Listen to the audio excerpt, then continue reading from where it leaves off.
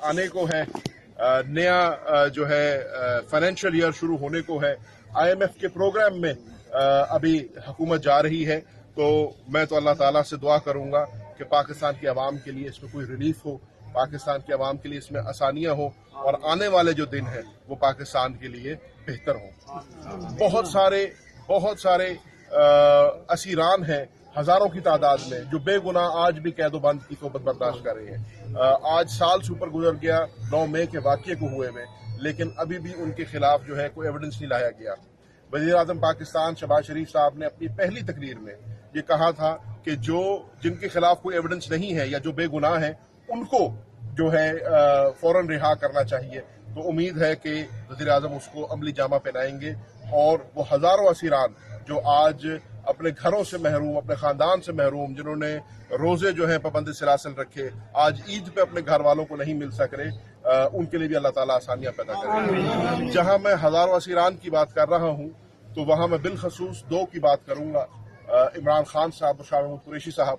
वज़ीर आला पंजाब मरियम नवाज शरीफ साहिबा ने ऐलान किया कि इस ईद के मौके पे जितने भी पाकिस्तान के जेलों में कैदी हैं उनको अपने खानदानों को मिलने का मौका मिलेगा। मेरे समझने में एक खुशाइन चीज थी और हमारे दिल में भी एक खुशी की लहर दौड़ी कि क्योंकि हम भी पाकिस्तान के शहरी हैं, शायद हमारे साथ भी वही सलूक किया जाएगा जो बाकी पाकिस्तान के शहरियों के साथ किया जाता है, लेकिन हमेशा की तरह दोहरा मियार रहा। और जब मैंने अडियाला जेल के हुकाम से राब्ता किया, सुपरिटेंडेंट से राब्ता किया, तो मुझे जवाब मिला कि ये आम शहरियों के लिए हुक्म अदा किया गया है, ये शाह महमूद कुरैशी और इमरान खान के ऊपर लागू नहीं होता। बहुत अच्छा होता कि उन पे भी लागू होता और उनको भी अपने खानदान के साथ मिलने का मौका मिलता। मैं जहां पे ये बात कर रहा हूं वहां पे ये भी कहूंगा कि और जितने शदीद अल्फाज में इसकी मजम्मत की जाए वो कम है कि इमरान खान साहब को और शाह महमूद कुरैशी साहब को ईद की नमाज अदा करने की इजाजत नहीं दी गई और कहा गया कि सिक्योरिटी खदशात के पेश नजर उनको हम ईद की नमाज नहीं पढ़ने दे सकते। पहले सिक्योरिटी खदशात के पेश नजर 2 हफ्ते तक उनकी विजिटेशन राइट्स को बंद किया गया, उनके बुनियादी हकूक को सलब किया गया और ये भी हकूक की सलबी की एक और कड़ी है कि आज ईद की नमाज जो कि हर मुसलमान पढ़ता है, हर मुसलमान जाकर पढ़ता है, आप और हम जो है नए जोड़े पहन के जो है ईद के आते हैं नमाज पढ़ने के लिए, तो उनको जेल में भी ईद की नमाज ना पढ़ने दी गई। मैंने उनसे ये रिक्वेस्ट की कि अलहदा उनको नमाज पढ़ा दें। क्या ही सिक्योरिटी कंसर्न हो सकती है। अडियाला जेल जो कि पाकिस्तान का मैक्सिमम सिक्योरिटी प्रिजन है, उसके अंदर वो पाबंद सिलासिल है। वहां पर अगर आप उनको साइड पर नमाज पढ़ा देंगे या सिक्योरिटी के हिसार के अंदर नमाज पढ़ा देंगे तो कम से कम वो अपना ये फर्ज जो है वो पूरा कर सकेंगे। नीयत होती तो मेरे समझने में ये किया जा सकता था, लेकिन ये ना किया गया। मैं समझता हूं कि ऐसा नहीं होना चाहिए और जहां रिकन्सिलिएशन की बात होती है, मफाहमत की बात होती है, वहां पर कम से कम ये छोटे छोटे अल्लाह ताला हमें मौके देता है करीब आने के या रंजिशों को मिटाने के, लेकिन ये उन मौकों को भी इस्तेमाल नहीं करते और उनमें उन दूरियों में इजाफा पैदा करते हैं।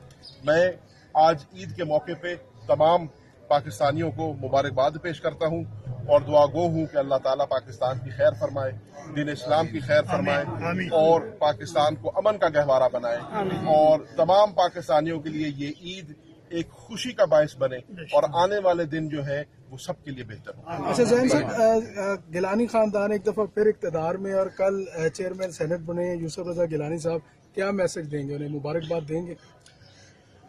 2 बातें हैं। पहली बात तो जो चेयरमैन सेनेट का इलेक्शन हुआ, मेरे समझने में वो गैर आईनी तरीके से किया गया है। उसकी मैं वजह बताता हूँ। हम सेनेट ऑफ पाकिस्तान को हाउस ऑफ द फेडरेशन कहते हैं।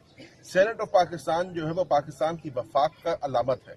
जब सेनेट ऑफ पाकिस्तान में पाकिस्तान की एक इकाई का, एक पूरे यूनिट का यानी कि खैबर पख्तूनख्वा का हिस्सा ही नहीं होगा तो जिस मकसद के लिए सेनेट बनाया गया वो मकसद फौत हो जाता है। बहुत बेहतर होता कि हम पहले हाउस को कंप्लीट कर लेते, पहले खैबर पख्तूनख्वा के मेंबरान को हलफ उठवा लेते और फिर ये इलेक्शन करा लेते। इस इलेक्शन के नताइज में फर्क नहीं पड़ना था। जो आज चेयरमैन बने हैं, डिप्टी चेयरमैन बने हैं, कल भी इन्होंने ही बनना था। لیکن پھر وہی بات ہے کہ اگر بہتر انداز سے کام کر لیا جائے تو جو دل میں ایک خلش رہ جاتی ہے وہ کم از کم پوری ہو جاتی ہے. چیئرمین سینٹ وہ بنے ہیں، ٹھیک ہے، میرے سمجھنے میں تو فارم 47 میں وہ ایم این اے پہلے بنے تھے، اس کے بعد آج وہ اسی طریقے سے چیئرمین سینٹ بھی بن گئے. اللہ تعالیٰ انہیں مبارک کرے، اللہ تعالیٰ انہیں اس ملک اور قوم کی خدمت کرنے کی توفیق عطا فرمائے. اور آج اللہ تعالیٰ نے ان کو ایک عہدہ سونپا ہے. آج اگر پاکستان کا صدر ملک سے باہر ہو تو ایکٹنگ پریزیڈنٹ چیئرمین سینٹ ہوتا ہے. ایک بڑی ذمہ داری اللہ تعالیٰ نے دی ہے. اللہ کرے وہ اس ذمہ داری پہ پورا اتر سکے، اور جو پاکستان کی عوام کا مطالبہ ہے، جو ہمارا مینڈیٹ چرایا ہوا ہے، جو جس چرائے ہوئے مینڈیٹ کے وہ خود بینیفیشری ہیں، وہ اس کے لیے آواز بلند کر سکے. اور آج بھی 80 سے زائد ایسی سیٹیں ہیں قومی اسمبلی میں جن پہ ہمارے سمجھنے میں پاکستان تحریک انصاف کے ممبران کو ہونا چاہیے تھا. آج بھی دیکھیں دورہ معیار پھر وہیں پہ آ گیا کہ خیبر پختونخوا کے اندر آپ نے الیکشن نہیں کرایا کیونکہ ہاؤس کمپلیٹ نہیں تھا. چند ریزرو سیٹس کی وجہ سے KPK کا سینٹ کا الیکشن نہیں ہوا، لیکن چیئرمین سینٹ کا ڈپٹی چیئرمین کا آپ نے الیکشن کرا دیا ہے ایک پوری صوبے کی نمائندگی کے بغیر. تو یہ ہے وہ دورہ معیار جس سے، جو میں نے پہلے عرض کیا، دوریوں میں اضافہ ہوتا ہے، اور جو مفاہمت کی باتیں ہیں وہ پھر صرف باتیں لگتی ہیں، اس کو عملی جامہ مجھے لگتا ہے ان کی نیت نہیں ہے. اچھا، آپ پارلیمانی لیڈر ہیں، کیا دیکھتے ہیں کہ تحریک انصاف کے اندر اختلافات جو کھل کر دیکھنے میں آ رہے ہیں کہ پبلک ہو رہے ہیں اختلافات، تو پارٹی اندر سے کتنی تقسیم دیکھ رہے ہیں؟ دو باتیں ہیں. پہلی بات تو پارٹی جو ہے اس میں بالکل کوئی اختلاف نہیں ہے. پارٹی متحد ہے. عمران خان صاحب کی قیادت میں ہم سب ایک ہی مشن کے اوپر نکلے ہوئے ہیں. جہاں تک ہے ڈفرینس آف اوپینین کا، وہ ہر جماعت میں ہوتا ہے، اور میرے نزدیک ڈفرینس آف اوپینین اچھا ہے. ڈفرینس آف اوپینین سے صرف یہ پتہ لگتا ہے کہ یہاں پر پٹواری نہیں بیٹھے، یہاں پر پاکستان کے منتخب نمائندے بیٹھے ہیں جو اپنی آراء رکھتے ہیں اور اپنی رائے دینے کا حق بھی رکھتے ہیں، اور ان کو ایسا پلیٹ فارم مہیا گیا ہے جہاں وہ رائے دے سکیں. جب ان کی رائے آ گئی، پارٹی